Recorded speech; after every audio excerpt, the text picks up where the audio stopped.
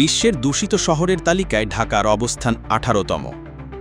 আন্তর্জাতিক বায়ুদূষণ সূচকে বিশ্বের সবচেয়ে দূষিত শহরের তালিকায় শীর্ষে রয়েছে আফ্রিকার কঙ্গো প্রজাতন্ত্রের রাজধানী কিনশাসা।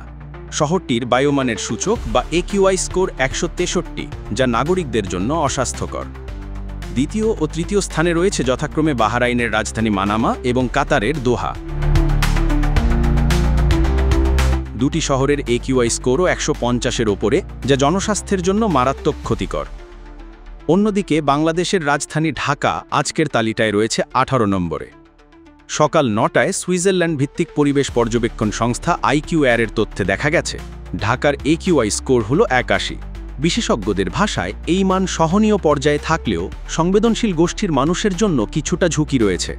IQAir-এর পরামর্শ অনুযায়ী আজ ঢাকায় বাইরে বের হলে শিশু, প্রবীণ, অন্তঃসত্ত্বা নারী এবং শ্বাসকষ্টে আক্রান্তদের মাস্ক ব্যবহার করা উচিত।